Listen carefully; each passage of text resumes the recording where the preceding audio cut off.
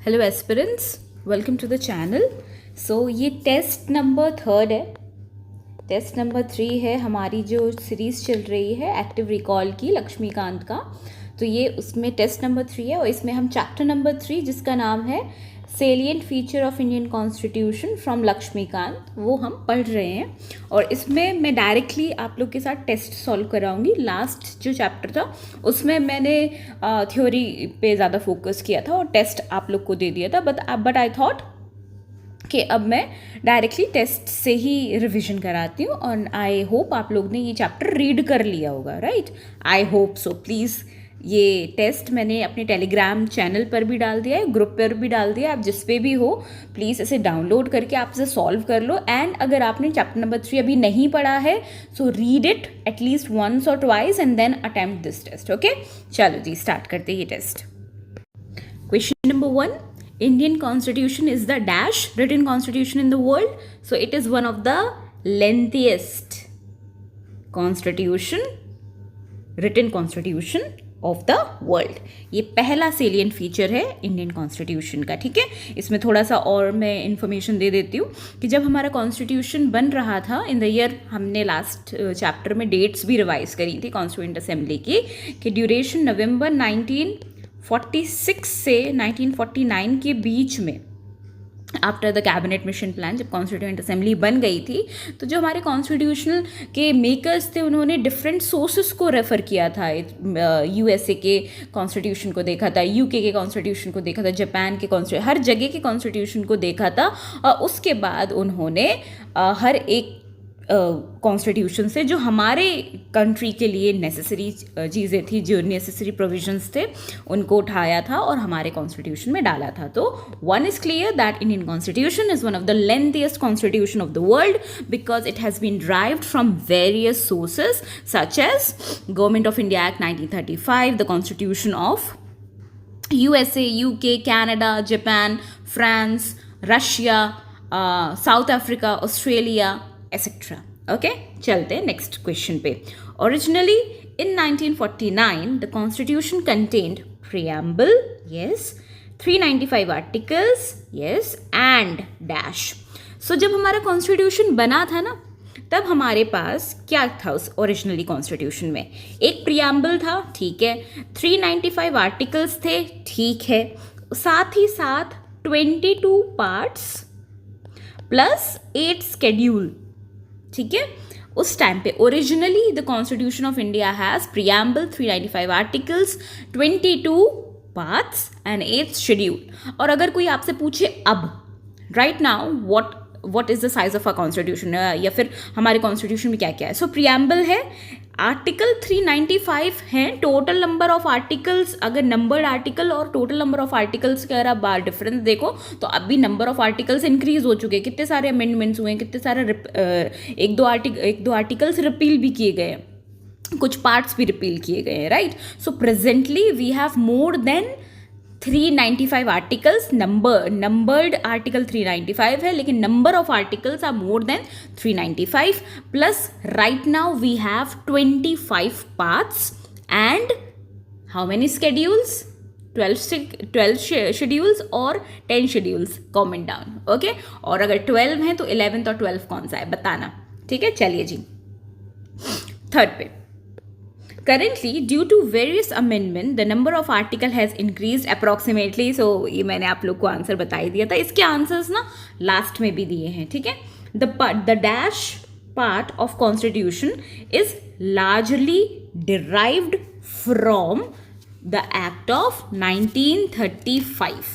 So article आपको मैंने अभी स्टार्टिंग में ही आप लोग को बता दिया था कि जो हमारा जो एक्ट था 1935 का, उससे काफ़ी सारे प्रोविजंस हमने कॉन्स्टिट्यूशन में उठाए थे, ठीक है? सो स्ट्रक्चरल जो पार्ट है, जो स्ट्रक्चर पार्ट है, एक सेकेंड, स्ट्रक्चरल पार्ट है ना कॉन्स्टिट्यूशन का, वो हमने गवर्नमेंट ऑफ इंडिया एक्ट से उठाया है। चलो अब मुझे बताना, ऑफिस ऑफ गवर्नर हमने कहाँ से उठाया है? वो हमने 1935 के एक्ट से उठाया है या कनाडा के कॉन्स्टिट्यूशन से? ये सारी चीज़ें आप लोग के फिंगर टिप्स पे होनी चाहिए। यू कान से कि यूपीएससी अब फैक्ट्स नहीं पूछता, पूछता है, स्टेट पीसीएस भी पूछते हैं, आपको नहीं पता कि कब क्या पूछ लिया जाए, सो प्लीज़ ये सारी प्रोविजंस याद रखो कि ऑफिस ऑफ गवर्नर या फिर रोल ऑफ गवर्नर कहाँ से उठाया गया है, ठीक है। चलिए जी, the philosophical part of the constitution that is fundamental rights and DPSP are derived from, सबको पता होगा, यूएसए एंड, अब बताओ डीपीएसपी कहाँ से उठाया है, आयरलैंड से, यस आयरलैंड से उठाया गया है, समझ आ गया, ठीक है जी। अच्छा, फंडामेंटल राइट्स तो यूएसए से हैं, तो फंडामेंटल ड्यूटीज कहाँ से उठाई है, बताओ, सोचो, ठीक है, सोचना। The political part of the constitution that is the cabinet government and executive legislature relationship is largely drawn from, हमने अपनी लेगेसी को कंटिन्यू किया था, कहाँ से उठाया ये, यूके, इंग्लैंड से उठाया, ब्रिटेन की कॉन्स्टिट्यूशन से उठाया है, वेस्टमिनिस्टर कॉन्स्टिट्यूशन से ये हमने उठाया है, ठीक है। The Indian constitution is often described as borrowed from various resources, क्योंकि हमने काफ़ी सारे कंट्रीज़ का कॉन्स्टिट्यूशन रीड किया था हमारे कॉन्स्टिट्यूशन मेकर्स ने, एंड उन्होंने अपनी सुविधा के लिए हमारे कंट्री की कंडीशन को देखते हुए वहाँ से हर एक जगह से कुछ ना कुछ चीज़ें बोरो करी थी, राइट। चलिए जी, the 42nd constitution amendment act 1976 is also known as the mini constitution, आप सबको पता होगा मिनी कॉन्स्टिट्यूशन है। अब अगर आप यूपीपीसीएस या यूपीएससी या कोई और स्टेट पीसीएस या कोई और गवर्नमेंट एग्जाम देने वाले हो, तो आपको पता होना चाहिए कि 42nd कॉन्स्टिट्यूशनल अमेंडमेंट एक्ट 1976 से क्या क्या हुआ था, प्रियम्बल में क्या चेंजेस आए थे, you know secular and socialist word add किया था, yes you know very very well के इसके बाद हमारे कॉन्स्टिट्यूशन में एक चैप्टर ऐड हुआ था that is called fundamental duties on the recommendation of Sardar Swaran Singh committee, yes. उसके बाद आपको एक बहुत इंपॉर्टेंट फीचर पता होगा कि 1976 के अमेंडमेंट से ऐड हुआ था, that is the provision of all India judicial services, जो आज तक इम्प्लीमेंट नहीं हुआ है, ठीक है। आपको प्लीज़ अगर आप लोग जब भी रीड कर रहे हो ना 42nd constitutional amendment act, it's very important, and उससे क्या क्या चेंजेस आए थे कॉन्स्टिट्यूशन में, प्लीज़ उसको एक बार देख लेना। हर एक तो नहीं, मोस्टली कॉन्स्टिट्यूशन के पार्ट्स को टच किया गया था इस अमेंडमेंट से, so please do read it, okay. चलो नेक्स्ट पे चलते हैं। In the dash case 1973 the supreme court ruled that the constituent power of the parliament does not enable it to alter the basic structure of the constitution that is given in under the Kesavananda Bharati case. मैंने last video में थोड़ा सा गड़बड़ बोल दिया था, but मैंने correct भी कर लिया था। So the Kesavananda Bharati case of 1973, जो अप्रैल 1973 अप्रॉक्सीमेटली आई गेस 24 अप्रैल 1973 को जो जजमेंट आया था, वो उसने बेसिक स्ट्रक्चर की डॉक्ट्रीन को डिस्क्राइब किया था। ये क्वेश्चन आया था, this question came in the year 2020 UPSC prelims, please check the PYQs। मैंने कहा PYQs हमेशा साथ में रखो या दिमाग में घुटे होने चाहिए। यूपीएससी 2020 में आया था कि according to the constitution of India the basic structure doctrine, तो ये रॉन्ग हो जाएगा because basic structure doctrine is not defined in constitution, okay. चलो नेक्स्ट पे चलते हैं। The constitution provide for a blend of rigidity and flexibility, ठीक है। जो हमारा कॉन्स्टिट्यूशन है ना, वो ब्लेंड है रिजिडिटी और फ्लेक्सिबिलिटी का। अब ये रिजिडिटी और फ्लेक्सिबिलिटी क्या है? रिजिडिटी मतलब, जस्ट अ सेकेंड, रिजिडिटी मतलब जिसको अमेंड करना आसान नहीं है। ये नहीं कि हम सुबह उठे, पार्लियामेंट का सदन बुलाया और अमेंड कर दिया कॉन्स्टिट्यूशन, फंडामेंटल राइट्स हटा दिए या कुछ भी ऐसा स्पेशल प्रोविजन कॉन्स्टिट्यूशन का उसे हटा दिया, नहीं, ऐसा नहीं कर सकते। It's a rigid constitution. So one of the rigid constitution of the world is USA, और it's a blend of flexibility. इतना भी फ्लेक्सिबल नहीं है कि पार्लियामेंट में, like UK, United Kingdom, England का अगर आपको पता होगा, वहाँ पे पार्लियामेंट सुप्रीम है, कॉन्स्टिट्यूशन सुप्रीम नहीं है। तो पार्लियामेंट सुप्रीम है ना, तो पार्लियामेंट वहाँ पे कॉन्स्टिट्यूशन, एक तो उनका अनरिटन कॉन्स्टिट्यूशन है, ओरल कॉन्स्टिट्यूशन है, वहाँ पे कोडिफाइड नहीं है, राइट। तो जब जिसका मन आए वो उसे अमेंड कर सकता है, जैसे चाहे वैसे अमेंड कर सकता है। तो बहुत फ्लेक्सिबल है वहाँ का constitution, right. Why? Because UK का जो पार्लियामेंट है वो सुप्रीम है, ठीक है।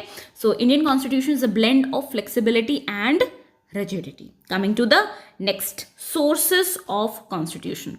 The feature of federation with the strong center was borrowed from Canada. Canada. इसे क्वासी फेडरल कॉन्स्टिट्यूशन भी कहते हैं. ठीक है, मैंने ऑफिस ऑफ गवर्नर भी पूछा है आपसे.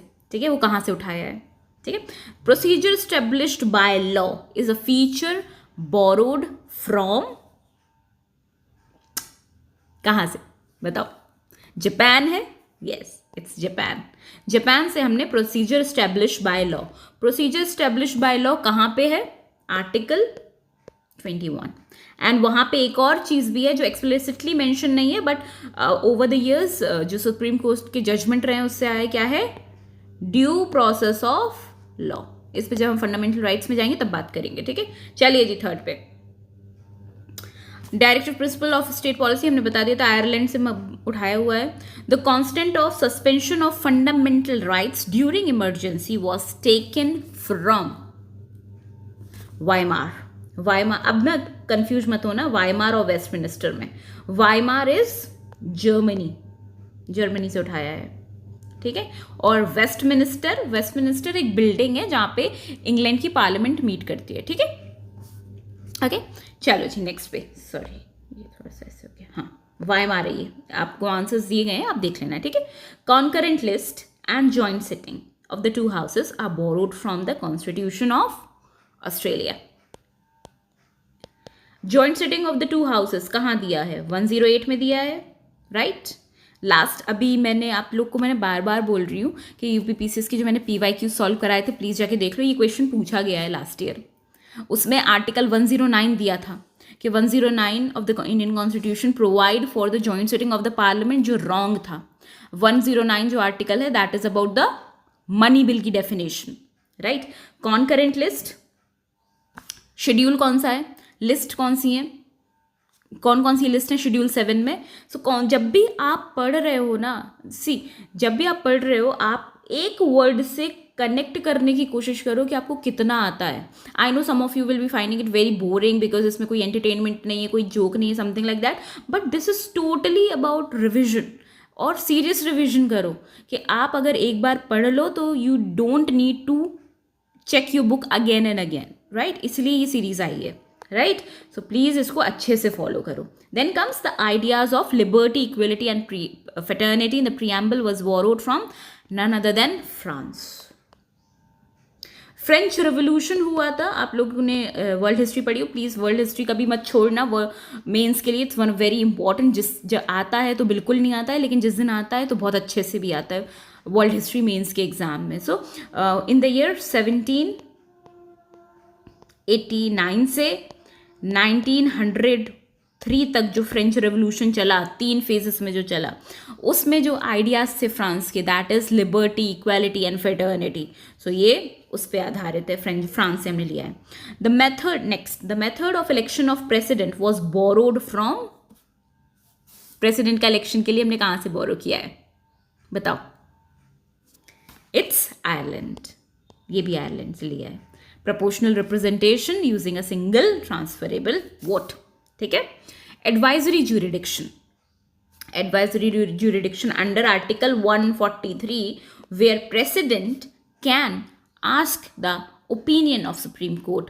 एंड ये अभी रिसेंटली यूज़ किया था प्रेसिडेंट साहिबा ने किस चीज़ के लिए? अबाउट जो सुप्रीम कोर्ट ने जजमेंट पास की, करंट अफेयर से लिंक कर रही हूँ, लास्ट ईयर की बात है, जजमेंट पास की थी. उन्होंने डायरेक्ट किया था तमिलनाडु के गवर्नर को कि विद इन 3 months आप ये बिल पास कीजिए, because according to the constitution there is no time limit on the governor to pass a bill. It's written as soon as possible. So president ने ये use किया था. ठीक है. Office of Governor is a feature from GOI 1935. ठीक है. The power of judicial review and independent judiciary were borrowed from which constitution? USA, American. Now come to federal system with unitary bias. ठीक है. Okay. The Indian Constitution established a federal system of government, but the term federation is not used in article 1 में साफ साफ दिया गया है India is a union of state. Constitution में कहीं पर भी फेडरेशन वर्ड यूज नहीं किया गया है, सिर्फ यूनियन वर्ड यूज किया गया है। ठीक है, मैंने अभी आपको बता ही दिया article 1 describe India as a union of states. ठीक है, केसी वेरे जो एक बहुत बड़े क्या थे, जो भी थे, ठीक है, वो उन्होंने इंडिया के कॉन्स्टिट्यूशन को क्या डिस्क्राइब किया है, क्वासी फेडरल। ठीक है, मैं जल्दी जल्दी कर रही हूँ, बहुत 110 क्वेश्चन है। ठीक है, मॉरिस जॉनसन ने इंडियन फेडरलिज्म को एज बारगेनिंग बोला है। ये इंपॉर्टेंट है, ये पूछा गया है कुछ एग्जाम्स में, ये केसी वेरे और मॉरिस जॉनसन का। ठीक है, सो बारगेनिंग फेडरलिज्म। ग्रैनविल ऑस्टिन ने इंडियन कॉन्स्टिट्यूशन को कोऑपरेटिव फेडरलिज्म भी बोला है, और कोऑपरेटिव फेडरलिज्म के लिए ही नीति आयोग की भी काफ़ी रिपोर्ट्स आई है, मेंस के लिए आप लोगों ने पढ़ा होगा।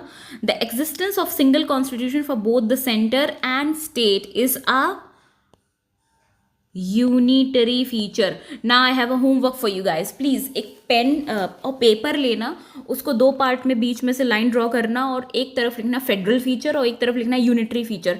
आई want you all to just check कि independent judiciary is federal feature और यूनिटरी फीचर, और इंटीग्रेटेड जुडिशरी फेडरल फीचर है कि यूनिटरी फीचर है। ये जो कंफ्यूज करने वाली जो स्टेटमेंट्स है ना, प्लीज इसको एक बार ध्यान से देखना। ठीक है, then comes appointment of the state governor by the president is unitary feature। ठीक है, डैश मैंने बोला ऑल इंडिया सर्विसेज किसके अंदर है, article 312 are the unitary feature because they are recruited by the centre but serve as a state all India services. ठीक है, चलो, the Indian constitution contain 3 types of emergencies. तीन तरीके की इमरजेंसीज कहाँ कहाँ है, 352, 356 and 360।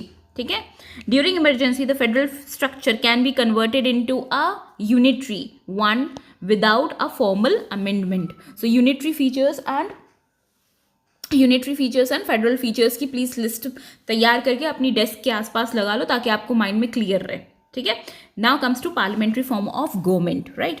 The parliamentary system is also known as Westminster model भी कह सकते हैं हम, यूके का मॉडल भी कहते हैं, वेस्टमिनिस्टर मॉडल हम जनरली उसे कहते हैं। The parliamentary system is based on the principle of cooperation and coordination between legislative and executive. Parliamentary form of system क्या होता है, मैंने आपको PYQs में भी डिस्कस कराया था। मैं अपने लिए नहीं बोल रही हूँ, प्लीज़ आप लोग के लिए बोल रही हूँ। जो भी लोग कोई भी एग्जाम देने वाले हो, प्लीज़ उस PYQ सीरीज़ को देख लो, मैंने बहुत सारी एडिशनल इन्फॉर्मेशन दी थी। सपोज करो ये आपकी पार्लियामेंट है, इसमें आप इंडिया में और ब्रिटेन में MP का इलेक्शन होता है, हमारे यहाँ प्राइम मिनिस्टर का इलेक्शन नहीं होता है। ठीक है, ना ही प्रेसिडेंट का, मतलब प्राइम मिनिस्टर का इलेक्शन नहीं होता है, MP का इलेक्शन होता है। ये सारे MPs जाके चुन के इसमें बैठते हैं। ठीक है, अब इसमें जिस भी पार्टी को मेजोरिटी आती है उसकी सरकार बनती है, और इसका जो लीडर होता है वो प्रधानमंत्री बनता है। ठीक है, तो ये जो एग्जीक्यूटिव है वो अपनी पावर किससे ड्राइव कर रहा है, लेजिस्लेचर से। ठीक है, तो कोऑपरेटिव एंड कोऑर्डिनेशन पे बेस्ड होता है, समझ आ गया। In the Indian parliamentary system the president is a nominal head, नाम के हैं बस, while prime minister is real head, de facto and de jure आपने पढ़ा होगा। ठीक है, then comes 34 the dash of the lower house Lok Sabha is a feature of parliamentary system। dissolution, dissolve कर देते हैं ना, dissolution of lower house Lok Sabha is a feature of parliamentary system। ठीक है, हाँ इसमें मैं बहुत सारा बोल सकती है, लेकिन ठीक है वीडियो बहुत लंबी हो जाएगी। The member of executive are also member of legislature, अभी मैंने आप लोगों को बताया। The executive is responsible, the executive is collectively responsible to the legislature. ठीक है, समझ आ गया। Unlike British monarchy the Indian state has a elected head called president, वहाँ पे किंग है, किंग चार्ल्स। ठीक है, the principle of parliamentary sovereignty is associated with, मैंने अभी आपको बताया था कि इंग्लैंड में, ब्रिटेन में जो पार्लियामेंट है वो सुप्रीम है। ठीक है, तो पार्लियामेंट जो चाहे वहाँ कर सकती है, लेकिन इसका मतलब ये, चलो उसको छोड़ते हैं अभी। 39 the Indian system is a synthesis of British parliamentary system and American या USA का judicial supremacy. The scope of judicial review in India is narrow than the USA। समझ आ गया? ये बहुत इंपॉर्टेंट फीचर है, इस पे डिस्कशन हम किसी और दिन किसी वीडियो में ज़रूर करेंगे जब हम अपने ये जुडिशियल रिव्यू की बात करेंगे, right? Coming to the 41 judiciary से related, India has an integrated and independent system of judicial system. अब मुझे बताना ये इंटीग्रेटेड और इंडिपेंडेंट ये कौन सा है, इसमें से यूनिटरी फीचर है, कौन सा फेडरल फीचर है, ठीक है? 42 at the top of integrated judicial system stand the supreme court. आपको पता ही होगा, the supreme court is the guarantor and guarantor of the fundamental rights and the guardian of the constitution. Fundamental rights are part 3, तुम्हें पता ही होगा सबको। Originally there were how many fundamental rights? 7, but one was deleted later. Right to property deleted. समझ आ गया? Okay. The fundamental rights are justiciable. You can go to the court for their enforcement. Okay. A citizen can directly move to the Supreme Court for the enforcement of fundamental right under Article 32. Writs. अब ये देखना बहुत important चीज़ है, जो fundamental rights है ना वो हमने यूएसए से उठाए हैं, लेकिन जो रिट्स है ना वो कहाँ से आई है? यूके से। समझ आ गया? Okay. 50 fundamental rights can be suspended during the operation of national emergency under article and except article 20 and 21। अब यहाँ पे मैं बता देती हूँ, जो नेशनल इमरजेंसी होती है उसमें फंडामेंटल राइट्स सस्पेंड हो जाते हैं, ठीक है, बट 2021 नहीं होते। आर्टिकल 358 एंड 359 ना इम्पॉर्टेंट है। 358 आपको बोलता है कि जैसे ही इमरजेंसी लगती है, जैसे ही इमरजेंसी लगती है, आर्टिकल 358 कहता है जैसे इमरजेंसी लगी, नेशनल इमरजेंसी अंडर आर्टिकल 352 अगर लगी तो आर्टिकल 19 सस्पेंड हो जाएगा। जब हम इमरजेंसी पे आएंगे इसको और अच्छे से बताएंगे। और आर्टिकल 359 ये बोलता है कि प्रेसिडेंट ऑर्डर निकाल सकते हैं कि कौन कौन से fundamental rights apart from article 19, because article 19 तो ऑटोमेटिकली गिवन है 358 में, तो 359 ये बोलता है इसके अलावा कौन कौन से फंडामेंटल राइट्स सस्पेंड हो सकते हैं, तो उसके लिए प्रेसिडेंट नोटिफिकेशन जारी कर सकते हैं, एक्सेप्ट आर्टिकल 20 एंड 21, वो कभी नहीं जाएंगे, ठीक है? चलिए जी नेक्स्ट पे। Yes, DPSPs and fundamental duties, sorry, okay, this is the directive principle of state policy part 4, ठीक है? अभी मैं आप लोगों को एक होमवर्क भी दूंगी, बहुत इंपॉर्टेंट है, right? Okay. 52 according to B.R. Ambedkar, you know this, that it is a novel feature of Indian Constitution. The DPSPs are non-justiciable. You cannot go to the court for their enforcement. Okay. In dash Minerva Mill case, of course, आपको यर देखते हुए याद होने, supreme court upheld that the Constitution is found there should be a harmonious construction, fundamental rights and DPSP के बीच में balance होना चाहिए। आपको पता होगा इससे पहले ना बहुत लड़ाई झगड़ा होता रहता कि फंडामेंटल राइट्स बड़े हैं कि DPSP बड़ा है, कौन बड़ा है। आर्टिकल 31A, B और C में ये बहस बहुत ज़्यादा हो रही थी, एंड आर्टिकल 39C में भी, ठीक है? तो इसको जब हम DPSP और फंडामेंटल राइट्स करेंगे तब उससे और अच्छे से जानेंगे।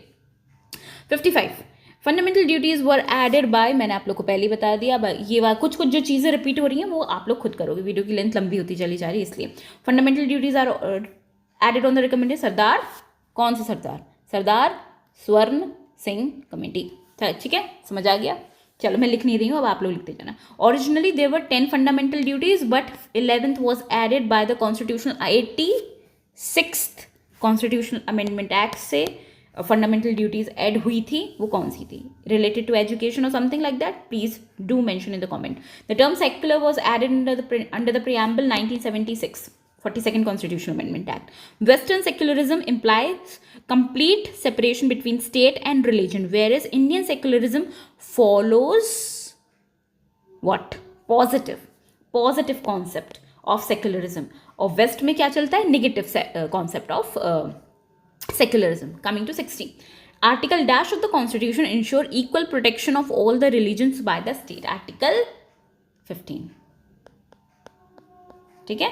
There should not be any type of discrimination on the basis of RRCSP, religion, race, caste, sex and place of birth. Coming to 61. Indian Constitution adopt universal adult franchise as a basis of election to Lok Sabha and State Legislative Assembly. ठीक है? Okay. The voting age reduced from 21 to 18 years by which act? 61st Constitution Amendment Act. बहुत important है. ठीक है, बहुत important है. 52nd बताना कौन सा है, किससे रिलेटेड है. Constitutional Amendment. Despite being a federal state, the Indian Constitution provide for a single citizenship. Unitary feature है कि federal feature है, बताओ. Single citizenship. In countries like USA, a citizen owes allegiance to both national government and to the federal government. ठीक है, जो USA है वहाँ पे क्या चलता है, डुअल सिटीजनशिप चलती है. वहाँ पे स्टेट की भी सिटीजनशिप है एंड कंट्री की भी सिटीजनशिप है. Coming to 65. Single citizenship helps in promoting what? Fraternity. Yes, भाईचारा, ब्रदरहुड, नेशनल इंटीग्रेशन में हेल्प करता है. ठीक है, next. Independent bodies and emergency provision. Dash. Ensure free and fair elections. Article 324. क्या है ये? Election Commission. Dash. Audit the CAG. कहाँ पे है? Article 148 से 152 या 151 तक. I have to check it. 148 से. ठीक है. UPSC. Conduct examination for सभी सी की तैयारी कर रहे हैं. ठीक है, for all India services. ठीक है. पार्ट 14 में है यूपीएससी, याद कर लेना. ठीक है, और पार्ट 14A में क्या है ये बताना जरूर. Independence of these bodies is maintained through security of tenure, fixed service condition, their salaries are charged expenditure of the budget. ठीक है, ये एक्टिव रिकॉल रिवीजन है, हमें सारे पैरामीटर्स याद होना चाहिए, याद आते जाना चाहिए. ठीक है, question 70. Under Article Dash, the President can proclaim emergency on the ground war, external aggression and armed rebellion. Article 352. अब मुझे ये बताना war, external aggression, armed rebellion और वर्ड कब ऐड किया गया था और इसे रिप्लेस किससे किया गया था. ठीक है, okay. State emergency, that is the President rule proclaimed under Article 356 और आर्टिकल 365. आर्टिकल 365 कहता है फेलियर ऑफ कॉन्स्टिट्यूशनल मशीनरी, और इसके अकॉर्डिंग गवर्नमेंट ना एक रिपोर्ट सबमिट करता है प्रेसिडेंट को कि यहाँ पे आप प्रेसिडेंट रूल लगा सकते हैं. ठीक है, financial emergency is proclaimed under article 360. वो मैंने आपको बता दिया था. During national emergency the parliament acquire the power to make laws on subjects of state list. Unitary feature है. ठीक है, national emergency. Then comes 74. Kudos guys, अगर आपने 27 मिनट्स तक भी ये वीडियो देख ली है तो. ठीक है, 3 tier government and cooperative societies. Question number 74.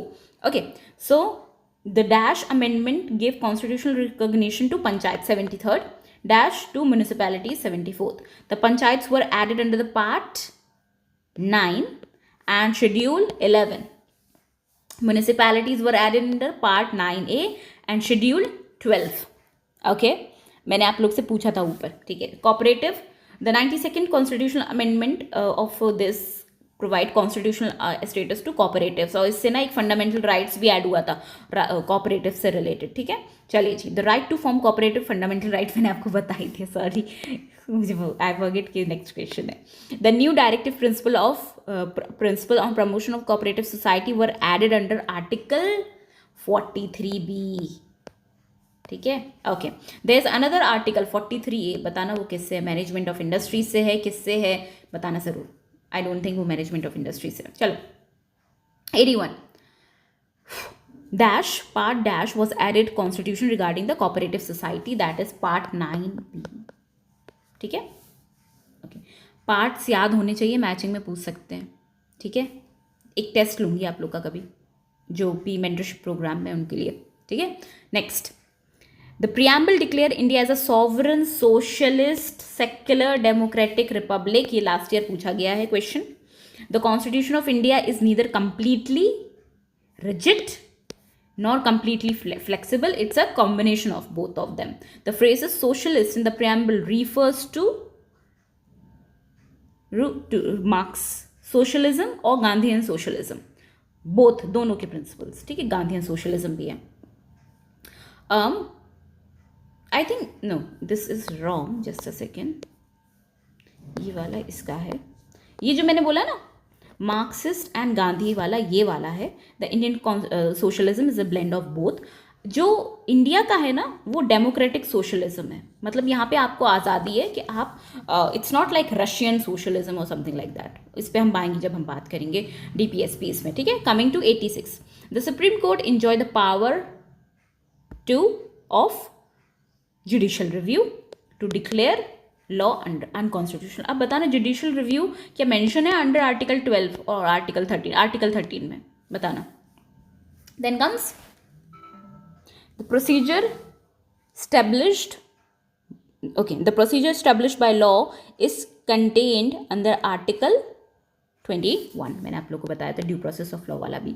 88, all India services include Indian forest service. बड़ा फालतू से सवाल है. The CAG is also known as the guardian of public purse. The 73rd and 74th Constitutional Amendment Act added 3-tier of government which is not found in any other constitution of the world.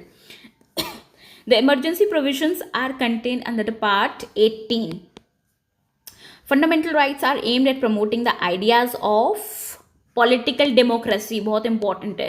और social democracy, मैंने बोला था social and economic democracy कौन promote करता है? DPSPs. Okay. The fundamental duties are non justiciable. You can not go to court but they can be enforced by a law. They can be, ठीक है. The Constitution of India provides for an independent election commission. The state in India does not have official religion. We are very close, guys. The concept of secular state is also reflected under Article 25 to 28. That is the freedom of religion. The republic nature of Indian polity means that the head of state is always elected, not like United Kingdom where the head of state is hereditary. ठीक है? Okay. The Indian Parliament is not sovereign as British Parliament. ये point बहुत important है, कभी पूछा जा सकता है आपसे. The preamble is a summary, introduction or ID card of the Constitution. You can use anything over here. Then comes sources. Removal of Supreme Court and High Court judges. कहाँ से उठाया गया है? US के कॉन्स्टिट्यूशन से. ठीक है. Election of member of Rajya Sabha कहाँ से लिया गया है? साउथ अफ्रीका से. गाइस प्लीज इसका ना रट्टा मारना है इसका, ठीक है. Nomination of member of Rajya Sabha कहाँ से? आयरलैंड से. Rule of law United kingdom से. सिंगल सिटीजनशिप यूनाइटेड किंगडम से. कैबिनेट सिस्टम यूनाइटेड किंगडम से. पार्लियामेंट्री प्रिविलेजेस रशिया से उठाया गया है. फंडामेंटल ड्यूटीज कहाँ से? Fundamental duties I think it's from Russia only. Federation with strong centre Canada. And I think parliamentary privileges जो है ना ये यूके का है. गलती से मैंने गलत लिख दिया था, ठीक है. और fundamental duties Russia USSR. Vesting of residuary power to the centre Canada का फीचर है. और यही कनाडा का feature plus office of governor ये बताता है कि India is a quasi federal country. ठीक है. सो हुआ था रेडिट पे, एक स्टूडेंट ने मुझे मैसेज किया था. सो उनका डाउट ये था कि मैं रिविज़न कैसे करूं, शॉर्ट नोट्स कैसे बनाऊं. I have 400 pages for polity notes, 400 page के. मतलब इनने खुद अपनी एक लक्ष्मीकांत लिख ली है, जहाँ से भी इनने फाउंडेशन किया था या जो भी था वहाँ पे ऑलरेडी इनके पास 400 पेजेस के नोट्स हैं पॉलिटी के. And I am forgetting them. How to do revision fastly, any suggestion? Okay. So इसको ना मैं थोड़ा सा डिटेल्ड में डिस्कस करती हूँ. जब भी आप कोई भी टॉपिक पढ़ रहे हो तो पहले बात ये जो आपके 400 पेजेस के जो नोट्स हैं, आई विल अज्यूम बिकॉज आपने मेंशन नहीं किया कि ये आपने खुद बनाए हैं या कोचिंग इंस्टीट्यूट से मिले हैं या आपने जहाँ से भी फाउंडेशन किया आपके टीचर ने बनवाए हैं. सो आई एम अज्यूमिंग कि आपके टीचर ने कुछ 400 पेजेस के नोट्स बनवा दिए हैं. ठीक है. तो आपकी खुद की एक लक्ष्मीकांत तैयार हो गई है. ठीक है. ऑलरेडी प्लस इसके साथ साथ आपके पास कुछ स्टडी मटेरियल हो गई होगा, राइट.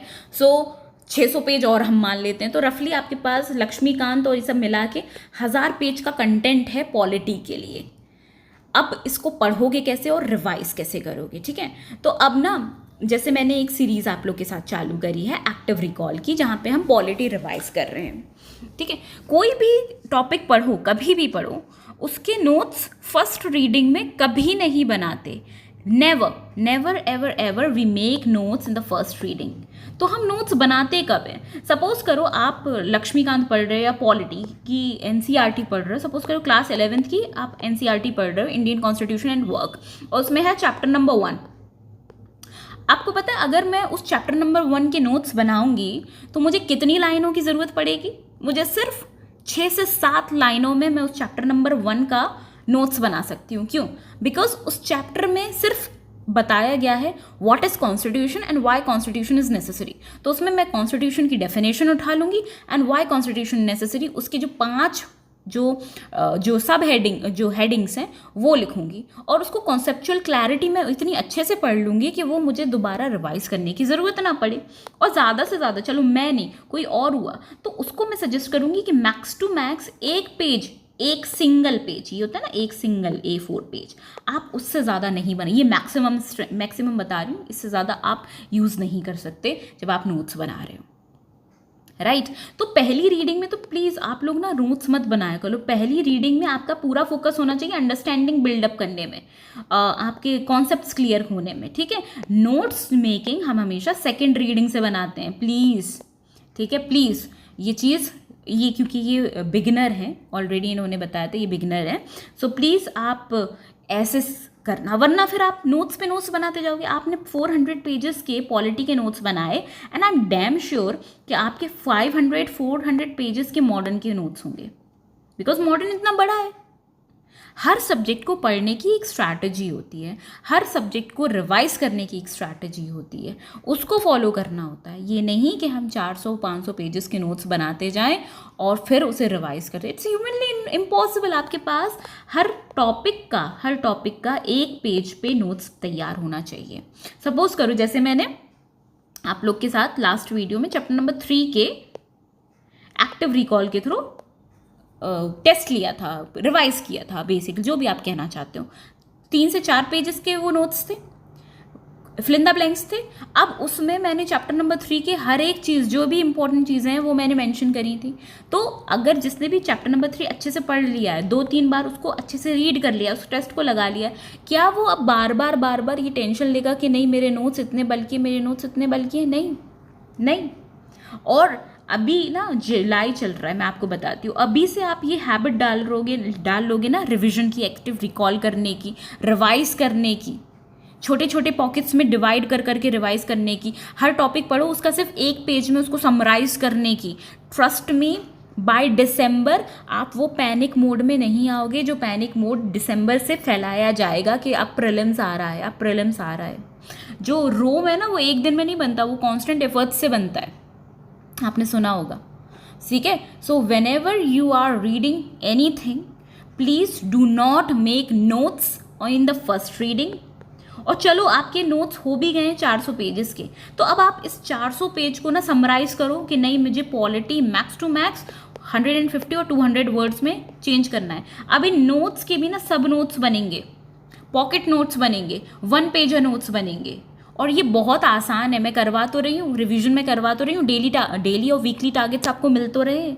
वीकली टारगेट्स अब वीक 3 स्टार्ट होने वाला है, जिसमें मैं आप लोग को preamble and union and it's territories and citizenship आपको टारगेट में दे रही हूँ। इस वीक में आपको ये कंप्लीट करना है, और डेली आपको सिर्फ 2 घंटा ही तो प्रीलिम्स को देना है, 2 घंटा ही तो प्रीलिम्स को देना है। बहुत आसान है।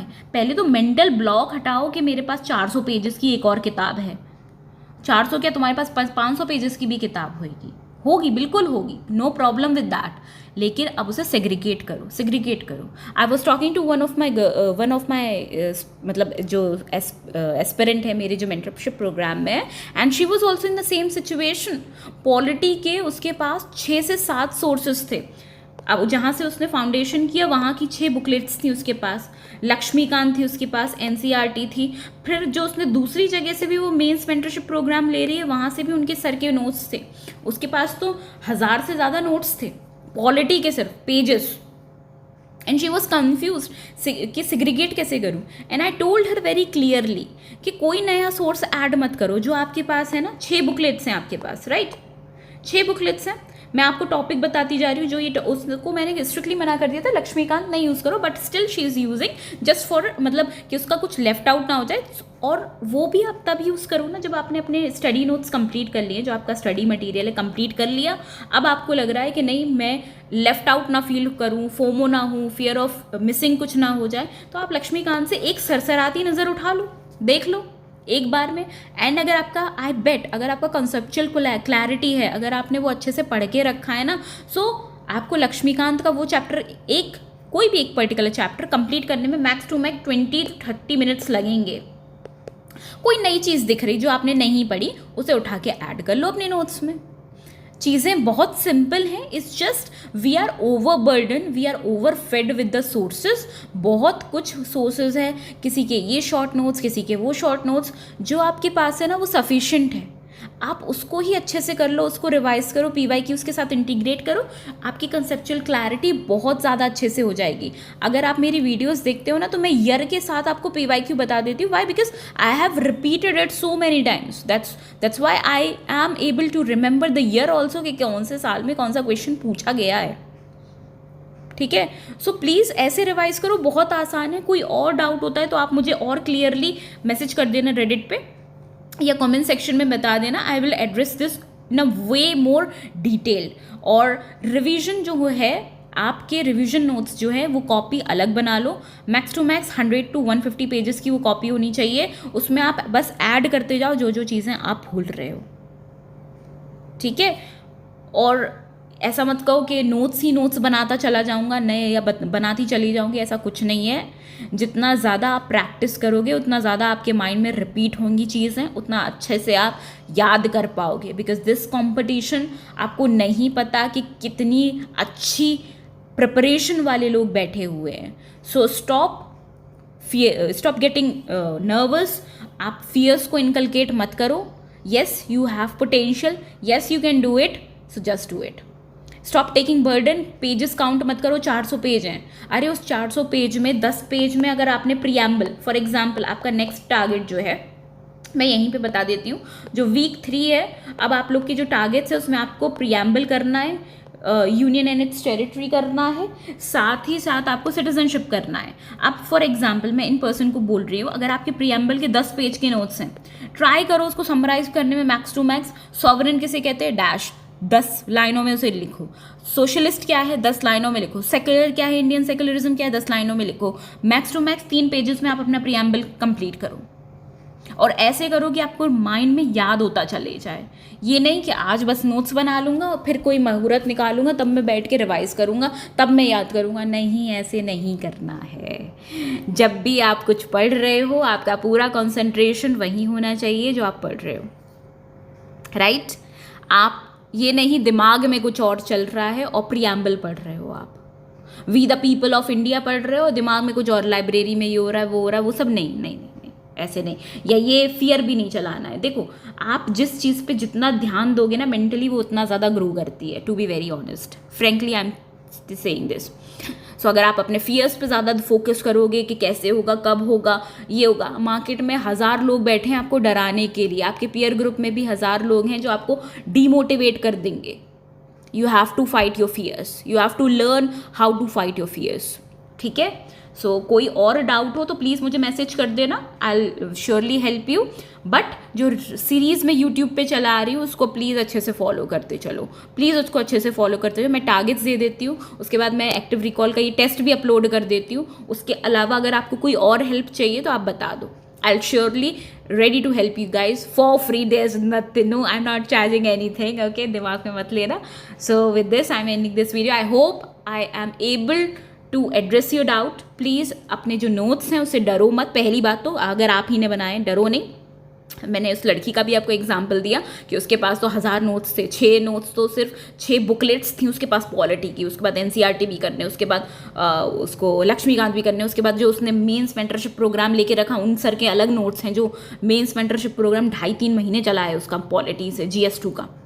ठीक है, तो समझ जाओ किसकी मैं बात कर रही हूँ। ठीक है, कितने नोट्स हैं, कितनी क्लासेस हैं। And at that time she was feeling lost, but now because she is following the targets, she is disciplined, that's why she is able to conquer her fears. You don't have to conquer prelims, you don't have to conquer mains, you have to conquer your prelims, you have to conquer your mind first. ठीक है, आपको अपने mind को conquer करना है, relax रहना है, targets को फॉलो करना है, डिसिप्लिन रहना है और कंसिस्टेंट रहना है। फियर्स को ज़्यादा दिमाग में मत चलाओ। The more you repeat it, the more you get underconfident and the more you waste time. समय कम है, या तो उसे आप डर डर के बर्बाद कर लो, या फिर अपनी उस एनर्जी को चैनलाइज कर लो रिपीटिशन के लिए, रिविजन के लिए, रिवाइज करते रहो, प्रैक्टिस करते रहो, no matter what. Okay, with this I meaning this video. अगर आपको कोई और डाउट हो तो please do message me on Reddit और you can comment down the video also. Okay, with this I meaning bye. और हाँ, अगर वीडियो अच्छी लगी हो किसी को सो प्लीज़ लाइक कर देना, शेयर करना, कमेंट करना, सब्सक्राइब करना, और कोई सजेशन हो तो प्लीज़ मुझे मैसेज कर देना। बाय, ठीक है, थैंक यू।